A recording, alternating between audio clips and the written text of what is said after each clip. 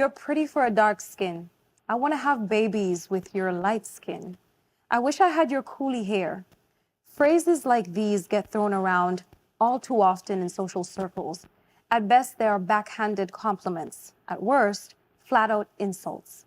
All of them and many more point to our all too normalized connection to a form of discrimination where people are treated differently based on their skin tone. Colorism.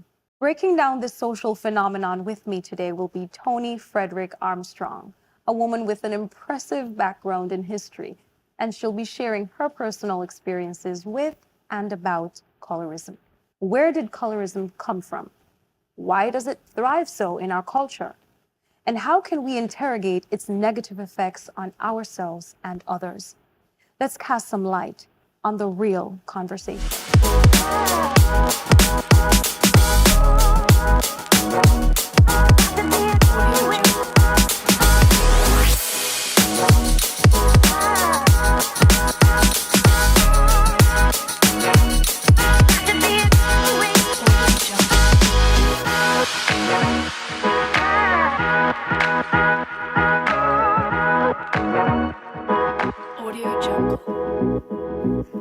Today I have sitting here with me on the couch is someone who I personally adore, Miss Toni Frederick.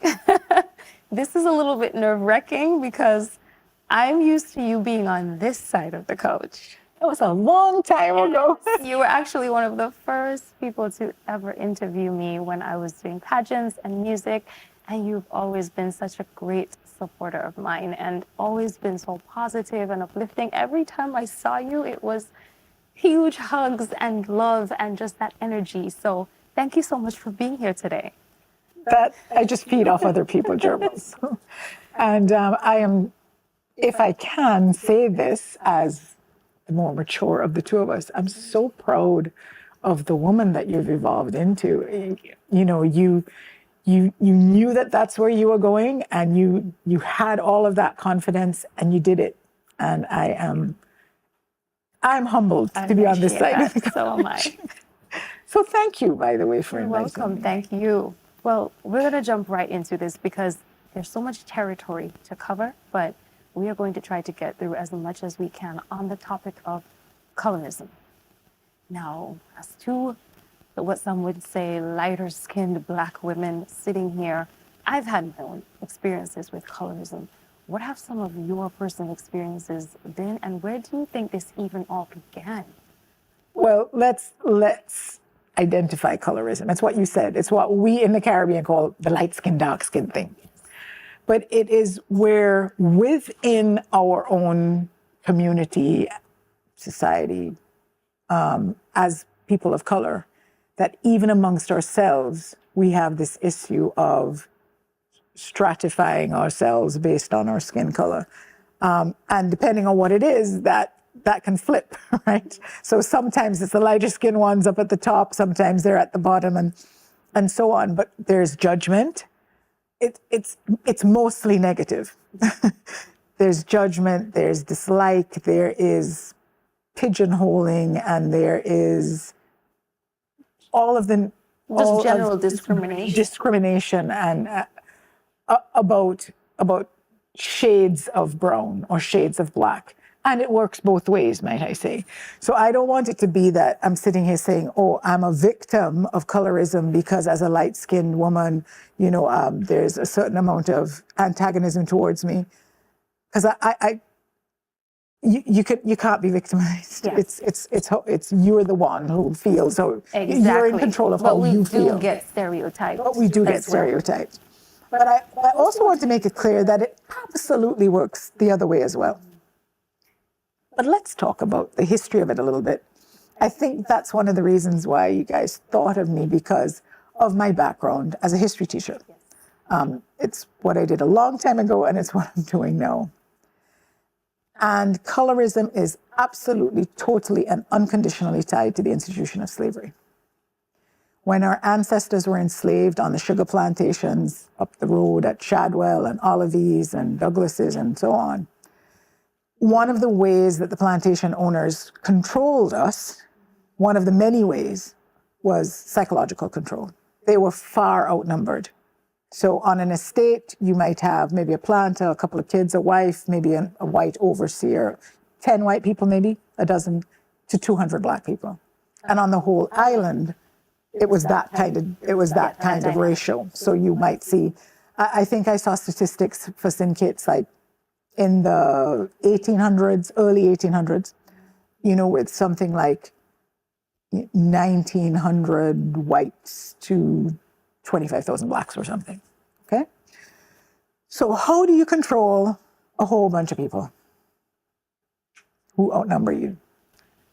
You turn them against each other. Absolutely. Pit us against each other. So it started with, okay, so the enslaved people who lived in the house, who worked as domestics and did the cooking and the cleaning in the house, and who usually developed a closer relationship with the plantation owner and his family, they were considered to have a certain amount of status, even among the enslaved people themselves. Then the skilled people who worked in the factories, and maybe they knew how to repair the machines or run the machines, or they knew when the syrup, the sugar was boiled to just the right amount of thickness that it was ready to crystallize. They had all of these skills, and the carpenters and the masons. So definitely you're elevated. And those poor guys who worked in the field, and girls, by the way, it was mostly women actually made the majority of the field workers. You're at the bottom. And then even below that, you have the drudges, and they're the ones who are going to slop out the outhouses and get on their hands and knees and polish and mop. And you had cases where whites on the estates had children with enslaved women, whether they liked it or not, and that would be a not. I'm being facetious there, but it was forced. Well, that's another story. Let's not go down that road. So let me just make it really quick. So you ended up with mulattoes, with mixed race children. And obviously, if a planter knows, well, that's my daughter, that's my son, they're going to get that position, the more comfortable position working in the house.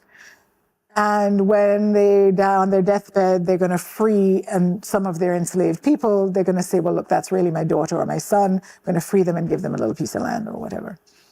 So that was part of it, that not that every light-skinned enslaved person worked in the house, but quite often the majority of the ones who worked in the house or were the first to be freed were the ones who were light-skinned because of their connection to the whites. And so that association began. And that type of favoritism can create resentment. And in any colonial society, you will see that the people who look closer to the colonizer are considered to be more attractive, to be considered, even in India. In India, where you have the caste system and all of that, but they have this thing where the lighter skinned you are, the better. I mean, they perfected the skin bleaching industry. Yes. I mean, now they've been taken over by the Africans. Common denominator, colonization. Our position has been dissected globally, and there's almost been an attack that, ethnically speaking, it's Black people who perpetrate more colorism within our communities. But I've known Italians who have expressed to me that they experience the same things. Absolutely. Well, certainly in places like North America, I do believe that African Americans probably outnumber East Indians, for example. But anybody who has ever visited India or is close to Indian families would know that there's very much that kind of mentality. So I don't know if it's just our visibility, if it's a numbers thing, or if it is that there's such a wide range of color and hair type. Because even among the Indians, they still look Indian. The only difference is the skin tone.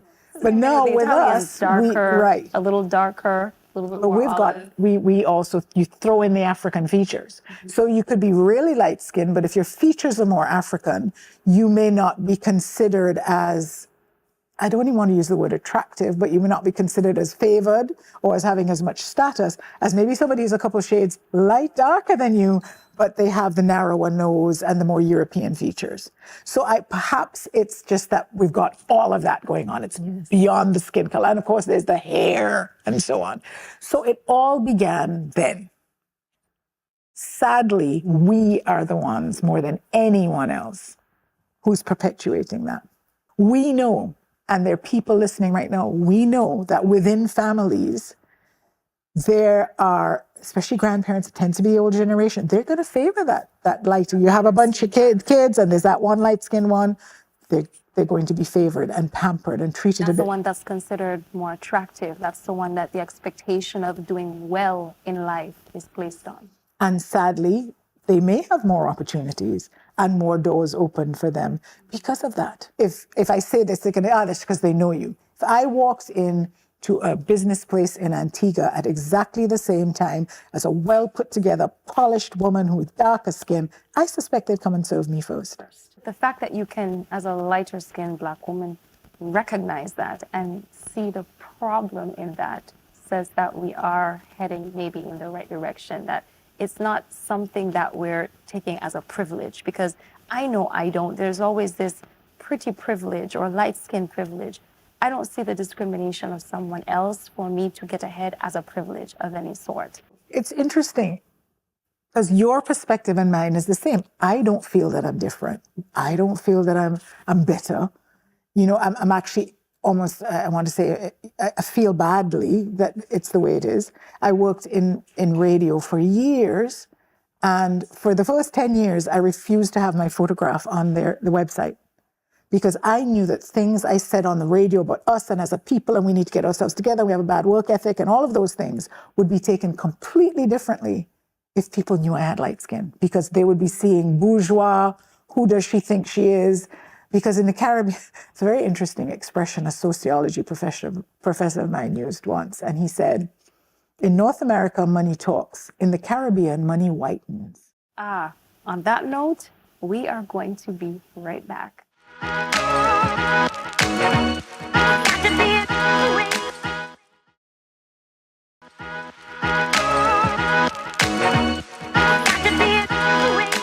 And from my personal experience, and sometimes I feel guilty about it, because I found myself in situations where I might be around other women and I see darker skinned women and they are beautiful. So me complimenting them is genuine. But the fact that I feel compelled to tell them, oh, you look so nice today, or your skin is so pretty, a part of that is, in my mind, they're not being told this often enough. So I feel more obligated almost to validate that for them. And that shouldn't be the case. And sometimes I feel bad, but on the flip side of it, I want them to know these things. I want them to have that confidence and that self-esteem boost. But how is it taken? Because you may have some who would appreciate it and others would, who do you think you are? Exactly. You know, It's so getting we have that those intention issues across. There's something I must say though. Okay, even as we're talking here, because I don't want it to come across as us talking about our problems as light-skinned women, which is what they're going to end up calling the show. There is no question, as we said at the start, that families choose to favor the light-skinned person. So even though there are drawbacks to it, there is this favoritism, which means that the darker-skinned girls are being discriminated against. Yes. And we know that our men are and maybe not even, maybe publicly they're choosing lighter-skinned women. So they might love that dark-skinned woman, but it's prestigious to have a light-skinned wife or girlfriend. You do your music videos and they want the light-skinned girls with the long hair. Yeah. So there's still quite a bit of that. And so, as I said, this is a problem that we're perpetuating. Something you said that was really interesting though, and I did, you know, look, this is not us, it's not how we feel, people assume we do. I remember having a conversation with a friend who shall remain nameless, a male friend of mine.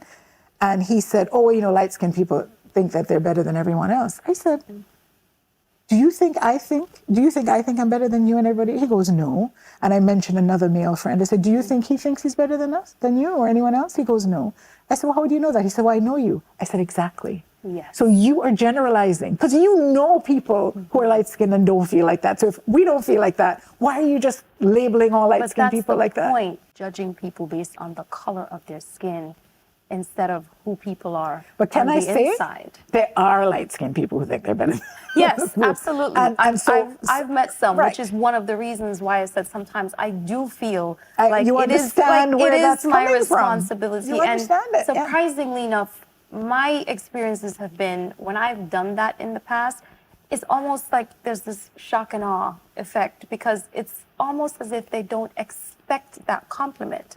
One, sometimes I think is because I'm a female complimenting another female, and that's a whole nother story by itself, because they expect that competitiveness from another woman. But on the other hand, it's they're not being validated enough. They're not being told that they're pretty equally. They're not being given the opportunities to be in certain positions, whether it's career-wise, like you were talking about earlier, movies, videos, and things like that. They're not being represented in the same way that lighter-skinned women are. No, I do believe that it's changing. You do have more women who, and social media that is lifting up darker women, which is incredible. The hair relaxer industry is, they're making fewer billions. Yes. There's still fewer billions than the billions they were making. So these are all positive moves. Mm-hmm. Unfortunately, and I don't know if it is, again, take this back to us just seeming not to be able to support each other and wanting to cut each other down. So the pendulum, in some cases, has swung so far the other way in lifting up Black, the really dark skin and lifting up all Black people. We're getting but you're not really Black. So in order to be proud of being really dark, it's almost as though we just can't deal with the fact that we really are all people of African descent. And anywhere else in the world, we're people of African descent. It's interesting we are Black. That you say that. You lived in Toronto. You Yes, put you I down. did. So did I. Put you down in It's North a America. cultural Doesn't matter how melting pot. pale your skin is. You Black is Black. Then why is it that there are some people who choose to be racially ambiguous when it comes to their ethnicity? For all the reasons we said. Ambiguous. They want everyone to know, I'm not just Black, I'm my grandmother is. I'm part French, Yes. I'm part And my grandmother was a white woman. Yes, I'm part this and I'm part that. But then in another setting, it's Black power this, Black power that. Honey, for all the reasons we said, Massa still has us enslaved. We are still confused. I don't want to generalize. I'm not saying every single person of African descent feels this way. Yeah. And maybe we don't even feel that way all the time. But as a society, as a people, we're still struggling with this thing. I teach, I work with young people. I still have, there's still young girls who stay out of the sun because they might get darker. We still use terminology like adjectives like nice to describe hair that's straight, or a nose that's a bit narrow, or lips that are a bit thinner. Oh, you have nice hair. Oh, you have a nice nose. Yeah. It's like, why don't you just say you have straighter hair and your nose is narrow? Because what is good hair? Right. What is good hair? The hair that is growing from your head. But this thing where we're using adjectives like good and nice to describe things that are closer to European, and sometimes even negative terms to describe more African features, tells us we're still struggling. But I teach history. And right now we're talking about the African slave, the transatlantic slave trade. And I had some boys in class today sort of teasing it, oh, you're a slave. And they thought it was funny. I got really angry. I said, our ancestors were dragged out of their homes in chains and forced to walk, shackled together in chains for hundreds of miles sometimes, to then be poked and prodded and branded and lie in their own filth. I mean, you could smell the slave ships coming. There are reports, people in journals who wrote in Bastère in the 1700s, you could smell the slave ships coming before they crested the horizon. Because of the putrid odor. To call another Black person a slave is just so derogatory. And I'm a cool teacher. Yeah, I'm the cool Mrs. So-and-so. I wasn't cool this afternoon. I really had to say, no, this is not something you joke about. Fortunately, they looked duly contrite, which was good. But we still do that. We still, say, oh, you're just so Black, and you're just so, and your nose is so big. And I went to school with a guy, and his nickname, I don't know who he is anymore. He's in Montreal. His nickname was Ticklip. I just thought that was his nickname, Tick-Lip. It just had a nice ring to it. Took me years to realize it was thick lip. He really did have a very large mouth. And that was his nickname. But we rough, eh? We as black people are rough because your nickname would be big head or small ears or monkey face. You know what I mean? But we do these things to each other under the guise of simple humor and casualty. And this is just our vernacular. This is just how we talk culturally. This is us continuing to break each other. Don't keep you in your place. So the physical shackles have been removed, but we're still doing it. Even as I sit here and tell you that there's a historical context related to slavery, how do you explain what's happening in Africa and India? I had a culture shock when I've been fortunate enough to go to Africa a few times. And on my first visit there, I had a culture shock because I thought that the skin lightening epidemic was something that they were not a part of. I thought that there was so much African pride there that was just not something that they would be participating in. I was floored when I saw stores just streaming with skin lightening products, beautiful black men and women lightening their skin for the same reasons that we just explained here. Entertainers lightening their skin. I met an African singer who confessed to me that her career only took off when she got about 2 shades lighter. So maybe, Jermal, my whole theory about this being tied to slavery is out the window. I mean, but it's a part of it. And I'll tell you why. Colonialism definitely is a part of it. And maybe, and our colonial experience was very much tied up in enslavement. People of a certain hue were themselves favored by the oppressor, by the colonizer. Or could it simply be psychological, that we were so repressed that we at some point started really looking at them as better than. So even when we were removed from slavery, that was still in our head, that is the depiction of better than. Now, there are definitely some other aspects that influence the skin lightening, and we'll touch on that when we come back.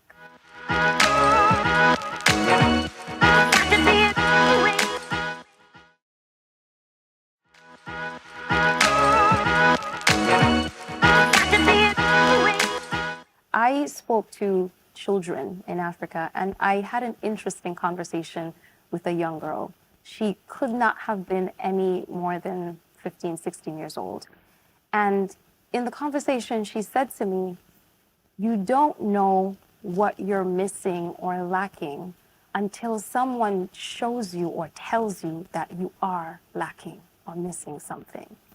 And what she was trying to get at is that we're happy and we're content, but then in comes an external factor and influence showing us more and pretty much packaging that as better than. This is what you need to be happy. This is what you should want. This is what you should be going after.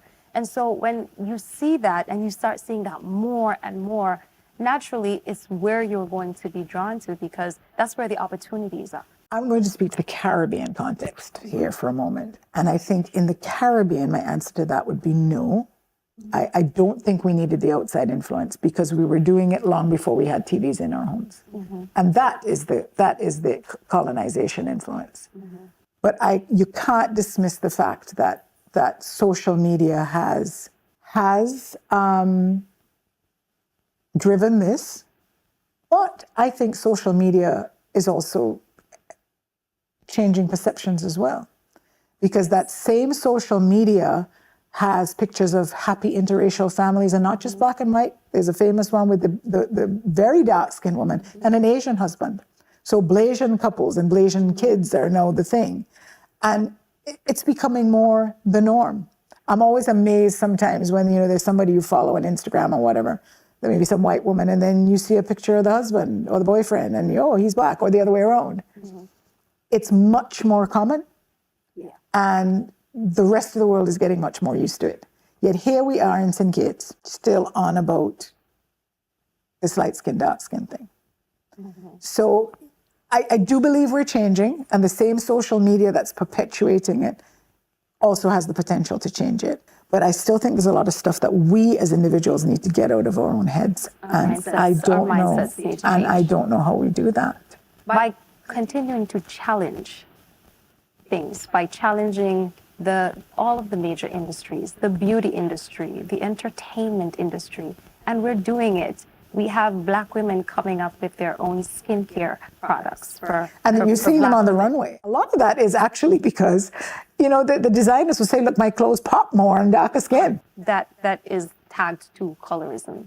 I personally love wearing very neutral tones. I like white, I like browns and taupes and black.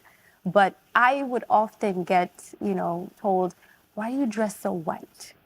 Wow. And they're not talking about the color of your clothes. Because color... They're not talking about the color of your clothes. I didn't dress myself today, but right. left up to me, I probably would have been here in a white shirt, but because that's what I'm comfortable in. There's no association with race or ethnicity in the choice of clothing and the color of clothing. It's just what I'm comfortable wearing. But when I hear things like Black women or Black people are so flamboyant, everything always has to be so extra and so bright.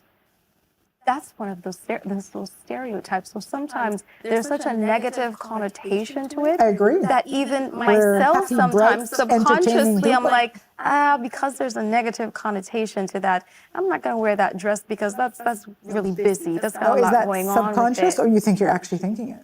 I think I'm actually thinking it. Which is, and in that way, I think it skews my judgment in what I do decide to go with. Well, as I said, I made a conscious decision when I worked in media to be invisible. Once people got to know me, it was absolutely fine. They trusted, oh, Toni, you gotta investigate this, or what do you think of that? And they put a kind of a trust in my opinion. And by the time they saw how I looked, it was too late because they already trusted Toni. My grandmother had sex with a Portuguese man. So I turned out this way. I come from a family of school teachers, so I talk this way. My dad was a civil servant. My mom had a little nursery school, and then she worked as a secretary. And, you know, they always worked, right? You know, I was not privileged in any way. But people meet me, and they see my skin color, and they hear how I talk, and they see my hair is a little straighter, nice hair, it's good hair. And they assume that I'm bourgeois or that I am moneyed. Everybody thinks I have money. Everybody. Mm-hmm. Students at school, other teachers, they just assume I have money because of how I look and how I talk. Yeah. But again, I'm not here to be a victim, but I'm just letting you know those are some of the experiences that I've had to fight, and I shouldn't have to. No. And, you know, recently at work, you know, I was the heckle, and they know it bothers me. So, and I'm like, no, but I said, I don't know why y'all calling me. And I pulled out pictures of like my grandmother and my great grandmother. And I said, look. And, you know, I had a picture of my great grandmother in like her head tie and so. And there was a young teacher that I teach with who actually goes, oh, and his demeanor actually changed. And I saw it in his face, and he smiled, and he was like, oh, well, you know, you really are Black. And he thought it was a good thing. It shocked me so much. And you know what? And I picked a picture of my grandmother in the head tie. Not the one with her nice wig and her hat.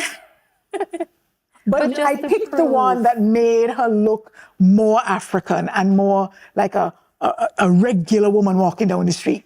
Good attributes about people to skin color. If you're a darker skinned Black woman and you have long natural hair, or your features are more European. That can't possibly be your real hair. People see me in my natural state. She must be mixed. She must have some white in her or some French in her or something. Most Caribbean people do at some point. Or the features. Right. But why can't I just be Black? Why can't these positive attributes simply come from someone who is just Black? Okay, so here is my theory generally about why we as a Black people, skin color aside, like to put each other down. Well, aside from that, Massa had us trained to put each other down in order to feel better about yourself. And you'd never admit it. Nobody's more enough than a Caribbean woman. Oh, I can't better than this, right? But if you were really secure, you wouldn't have a problem looking at somebody, my goodness, you look lovely. What a lovely dress. Or if somebody gets a promotion, being happy for them. But when good things happen to other people, or when we see somebody who looks better than us, better by, other people's standards. Yeah. Something happens inside. It's not conscious, but maybe it makes you feel not as confident about yourself and not as good about yourself. So you have to put them down, even in your head.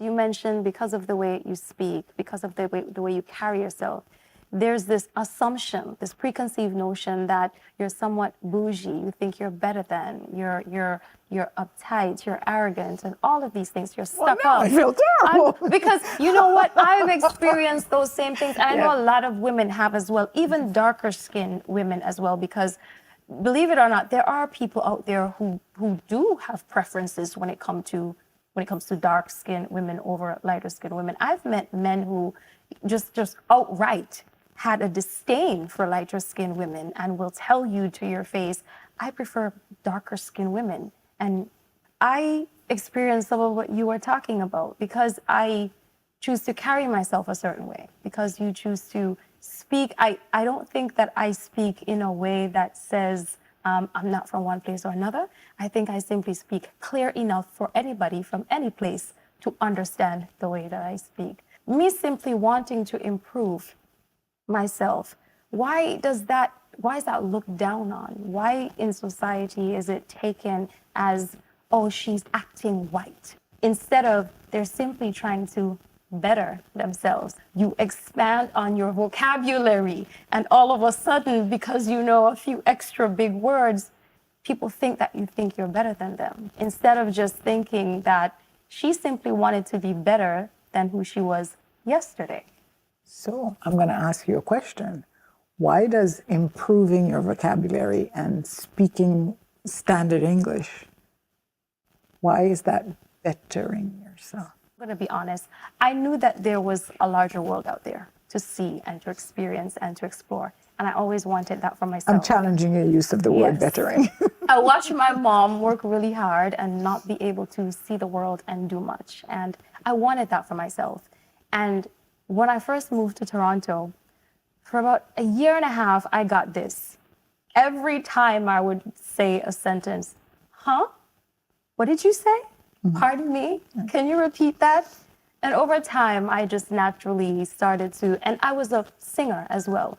So I remember times being in the studio and having producers say, can you just put a little bit more, no, it was the other way around. Can you just put a little bit more slang on it because you pronounce everything? Because believe it or not, people think that because we have a dialect in St. Kitts, they call that bad. That's not bad, because we're actually much better spellers than North Americans. Because if they spell the way that they spell the way they write, and it's horrible. If we actually spell a lot of words the way that we as Kittitians pronounce them, our spelling is immaculate because we enunciate. So well, we do, and we pronounce all the letters. So yes, we say butter. Do. So when I would be singing, they would say, water. You're enunciating too much. Can you shorten some of the words? And over time, of course, that just became a part of, I was in a different place, different culture. So you start to adapt. I didn't remove myself from my culture, but I just started to adapt. And in doing so, I found that I opened up the doors to a larger audience. And my appeal was then a lot broader. Right. So for me, that was bettering myself because now it gave me the opportunity to reach more people. And that is an excellent explanation. And you were opening doors, and you were, it's no different from an actress saying, look, in order to get the parts, I got to be a certain size, so I'm just going to be in the gym every day and look after my skin and my hair because that's my job. Yeah. It's the same thing. I get that. I really do get that. In terms of how we speak and the judgment, and I want to say that even economically, being looked at as, oh, she must have money.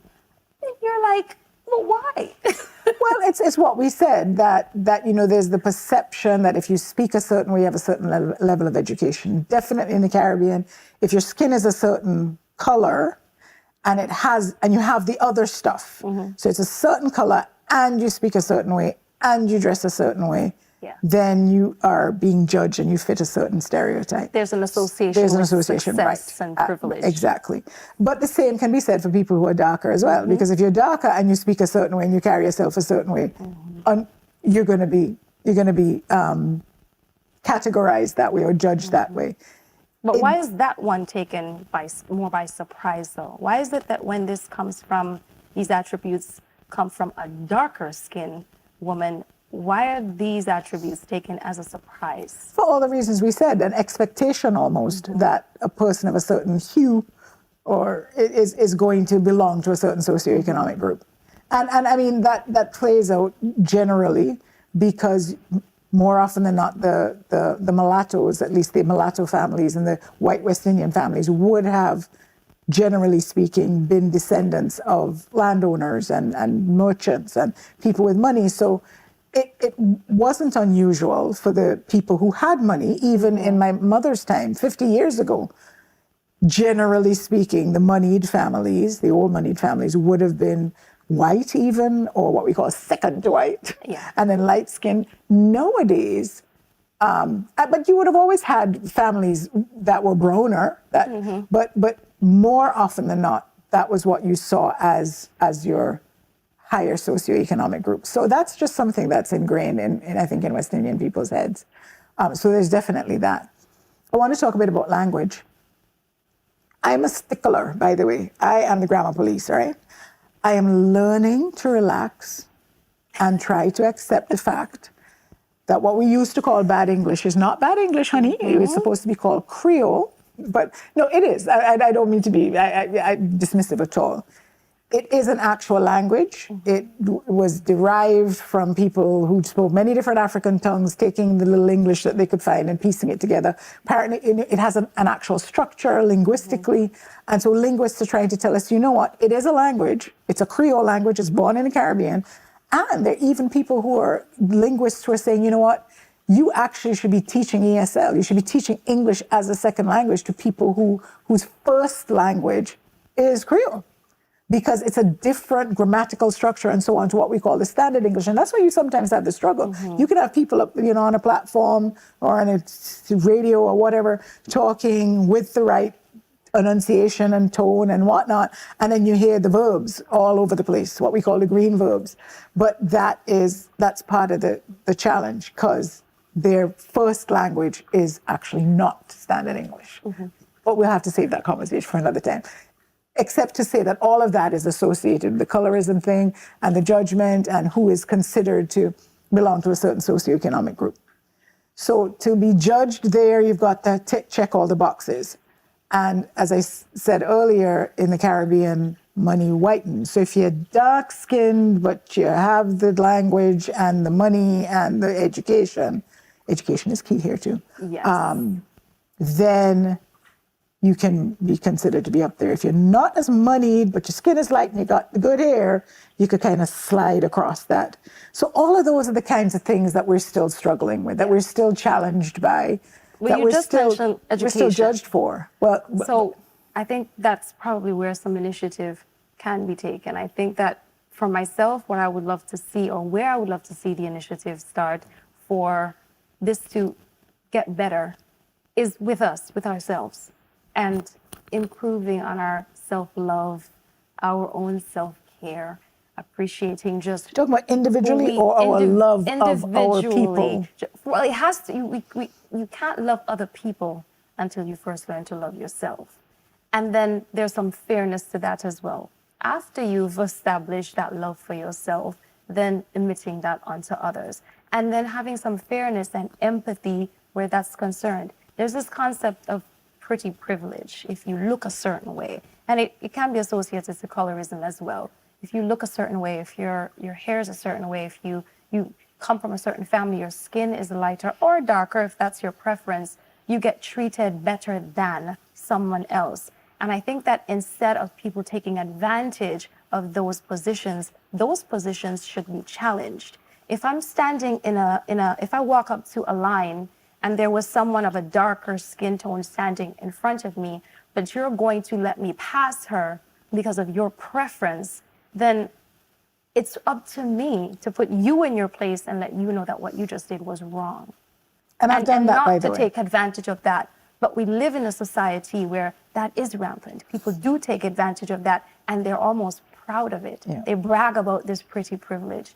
And I think that we need to just start loving ourselves and loving each other more and understanding that there's way more to us than the color of our skin. What are some of the initiatives that you think needs to be taken?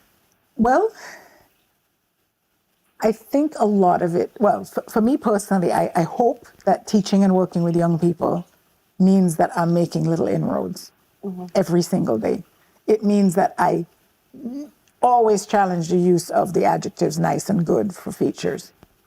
I try not to use the word slave. I say people who were enslaved or they were enslaved. I call the plantation owners enslavers. It's time for us to change the dialogue and change the words that we use and even the way we describe each other. So let's start there. Let's start by making that the norm. I do think it must start with young people. I do think very much that those people who are favored because of how they look, whether it's light or dark, should be the ones to call out the people who are doing it. Like I said, I've walked into business places and been at the same time as somebody who might be darker than me, who might even been there before me, and they come to serve me, and I just say, "Oh, she was here first." Yeah. It's time to do that. But, you know, you're fighting the social media, as you said, and you're fighting the images of beauty, because media at this time is dominated by North America and Europe. And so the images of beauty are still long-legged, long-haired people, you know, and quite often in the beauty industry, you might have a really dark-skinned woman, but quite often she has very European features. Yeah. So they're still working on it. I actually think that Western culture or North American culture is probably a little farther ahead than we are amongst ourselves. But like I said, yes, I agree with you. It has to come from within. But I also think it has to come from within our society as well. I think we need to keep challenging. Like I said, I think we need to change the language we use. And part of it too is that in becoming proud of who we are and standing up for who we are and standing up for ourselves and our blackness, a lot of that has taken a lot of anger and hate to bring us to there. So a lot of that, I'm black and I'm proud, unfortunately, is quite often tied up with anger and resentment. And I wish we had a whole nother So being black and proud means I must hate the white man or the light-skinned person, which again takes me back to the fact that we're one step forward, two steps back.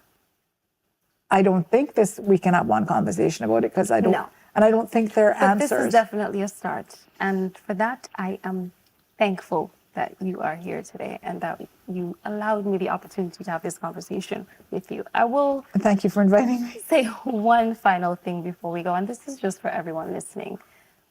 Being colorblind, I don't believe anyone is colorblind. For as long as you can see that your skin color and someone else's skin color are not the same. The issue is, how do you treat that person based on those differences? Choose to treat people as equals. Choose to treat people as human first instead of lighter, darker, or in between. Thank you so much for coming today, Toni. It has been an absolute pleasure. Thank you so much. Every time you shame your body for wearing too much or too little earth, a continent weeps. Udari, a collection of poems by Vinati Bola. Safe to say that there is much more to be said about the politics of skin tone. We'd love to hear how colorism has affected you. So hit us up on our social right here and keep it classy. Because when you know better, you do better. Until next time.